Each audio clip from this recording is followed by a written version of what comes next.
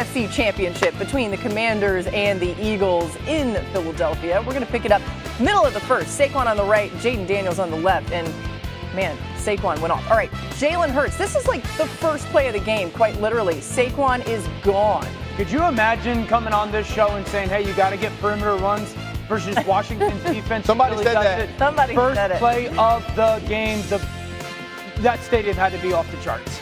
We should have said first play for the Eagles, just in case if anybody's out there wondering what we're doing. All right, ensuing Commanders drive. Jaden Daniels finds De'Ami Brown, but Zach Bond punches it out. Zach Bond has been an absolute stud this entire season. Hustles to the ball, gets the punch out, picked up by Reed Blankenship. And what do? Give the football to Saquon Barkley. Saquon Barkley might be the best story in the NFL this season. The Eagles lead 14-3, unless you're a Giants fan. All right, midway through the second, Daniels connecting here with Terry McLaurin. He takes it 36 for the score. Huge play. You get outside leverage, man. If the ball comes out on time, you can run away from that defensive back. Scary Terry does exactly what that offense needed. They weren't able to get the two-point conversion, so Commanders trailing 14-12. Fourth down, Eagles going for it. Hurts hits A.J. Brown deep for a big first down. Listen, that's a big first down there. He's about to take off Marshawn Lattimore's helmet here, but that one-on-one matchup went to the Philadelphia Eagles the entire day. All right, few plays later, and the Eagles... Ball on the ground. This is Will Shipley makes a big hit. It's a fumble picked up, and this really changed the game. They just scored a touchdown. Now you get the ball back, and the Eagles are winning and driving again. The avalanche starts. That's the downside of when you're playing this Eagles team. If you don't snuff it out early, you're going to be in for a long afternoon. I love the patience off the line and the beautiful, accurate throw by Jalen Hurts on the short out. So the Eagles lead at the half, 27-15. Early third quarter, same score. Hurts takes the direct snap, runs it in for the score. Really good job by the Eagles offense, kind of spreading them out, diagnosing the coverage. Beautiful block by Saquon Barkley on that backer. He does it all. Under 40 left in the third. Daniels trying to get back in this one, throws it to Austin Eckler, but the Eagles force another fumble. That's because this is taught, Laura. You see Burks, he gets to the football, punches it out, huge pickup by the pursuit. Next Eagles possession, tush push again for 6. The Eagles win 55-23, and Jalen Hurts. Jaden Daniels. No. Oh, there's the Gatorade bath. All right. Jalen Hurts was really good in this game. He rushed for 3 touchdowns, tied for the most by a quarterback in a playoff game in NFL history. The last guy to do it was, you guessed it, Jalen Hurts in Super Bowl 57 against the Chiefs. That rematch coming your way. The only other guy to do it was Hall of Famer Otto Graham in the 1954 NFL Championship. So Hurts has done it twice. All other quarterbacks have done it once in the playoffs combined. Here's Hurts and Sirianni after the win. I don't play the game for stats. I don't play the game for numbers, any statistical approval from anyone else. And I understand that everyone has a preconceived notion on how they want it to look or how they expect it to look. And I told you guys that winning and success is defined by that particular individual, and it's all relative to the person. And what I define it as is winning. How about our quarterback? How about your How about our quarterback? How about your quarterback? He's a stud. He is a stud. I knew he was going to play that way. I knew it. Don't doubt him. All he does is win. He's done a great job. He's done a great job. I guess he let me on my straitjacket a little bit today. Oh, that's an interesting line. What do you make of Hurts there? Well, I think he's felt and heard what the perception or noise is on the outside, and he also knows what's going on in the building, whether that's the game plan or the way that they want to play each game schematically. But this is a dude who went toe-to-toe with Patrick Mahomes in the Super Bowl, finished second in MVP voting that year. So in his mind, right, and personally and individually, he thinks he's a dude. He knows he's a dude, and he's also saying, I'm continually getting criticized for winning and doing it the way my team needs me to do it. And to have a game like he had in the NFC Championship, he's saying, look, ain't this what y'all was looking for? He was really impressive yesterday. Definitely threw the ball the best he has in a long time. I think a couple of things that stood out, and really it's kind of become a storyline for him, is he's become a really good decision maker more often than not. Some of the throwaways, also some of the checks at the line of scrimmage that he's gotten their run game into have been really big. First play of the game, backs off, then gets back to the line of scrimmage. They got that bunch set. Washington's in their nickel defense, so I can run at a little body. You can see him reset, meaning let's go back. to the original play. They motion away. A.J. Brown's block on the perimeter is huge here. He pins Fowler, and it allows lead block by the tight end. Mailata ends up blocking a safety. This is a huge advantage for their offense. Yeah. Look at those blocks. Body on a body. This is that perimeter run, but this is a checked play at the line of scrimmage once again by Jalen Hurts, getting them into the right call. That's not something that he has done throughout the course of his career, but is starting to be empowered to do it by Kellen Moore. Later, his own touchdown run. They get into their 3-by-1. He sees the safety drop down and the backers kick over. Indicator number 1, they're in man coverage. Nobody is accounting for me. Center, you go block the safety. Saquon, you go block the backer. Everybody else has got to be in coverage, and this is a really good job of him once again changing the player, audibling to the play at the line of scrimmage. That is best first that look, and it's another touchdown. You got to give Jalen Hurts credit. I thought he played really well with the timing, but I do think his control of the line of scrimmage was really elevated this season. It was another part of yesterday. Yeah, I mean, watching this particular side of the ball, it was very obvious there was a huge talent discrepancy between the Eagles' offense and the Commanders' defense. And the Commanders' defense was also vulnerable, I think, to things that the Eagles' offense is very good at. Off-tackle runs, perimeter runs. You saw that against Detroit. Saw it again against Philadelphia. Pretty much all of Saquon's successful runs were off-tackle. And then quick throws, RPOs, the throws over the middle of the field, slants, whenever he got the ball out quickly against the blitz. Now, it's one thing for me to say, though, there's this obvious mismatch and discrepancy, but the quarterback has to execute upon those things in a way that he hasn't thus far in the postseason. I thought he was fantastic in this season. Dan, I love your points about his command at the line of scrimmage. But he was also just very accurate and decisive in a way that that we haven't seen, and he picked the perfect time to have the best game of the season. Yeah, what I love about Dan showing that draw is the previous series they scored on a quarterback draw as well, but they ran it from empty. Right. So to go back to it the next time and find a way to check and give yourself that opportunity, we all understood that they could take advantage of the one-on-ones. What I love is the RPO game, because they weren't always going to give you that one-on-one look where you got an opportunity to get AJ or Devontae. And so it was some of these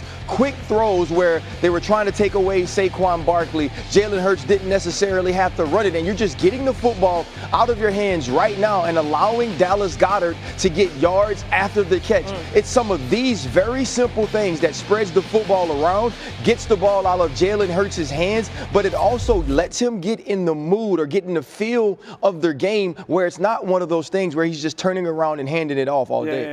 Efficiency for their offense. You know, when they can run it so well, but then also hit the one-on-ones, but sprinkle in those efficient RPOs that are easy, efficient, and quick for their offense. Jalen executes them at a really high level. I can't wait to hear what you guys all have to say about how this Eagles offense matches up against the Chiefs defense. A lot of time to get into that, but I'm excited for it. All right, still ahead.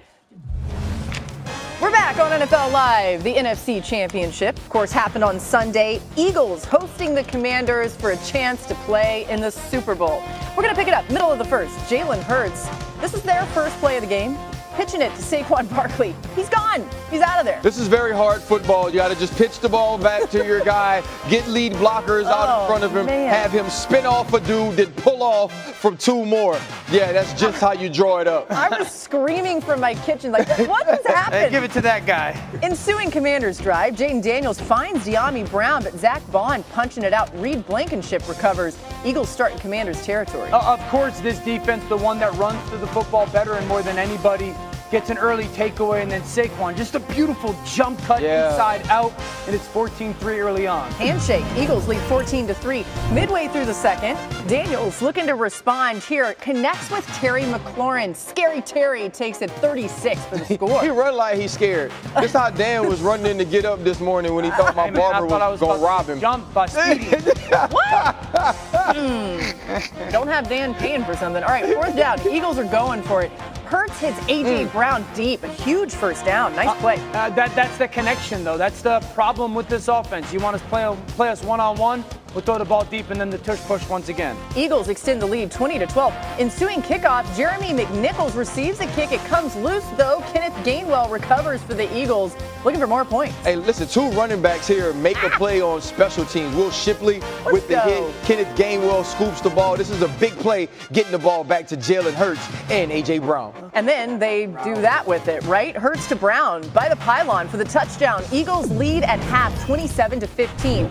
Early third quarter, same score. Hurts right here takes the direct snap, runs it in for a score. Really good job checking the play at the line of scrimmage, seeing man coverage, no one accounting for her. Saquon selflessly as the lead blocker. He can do it all.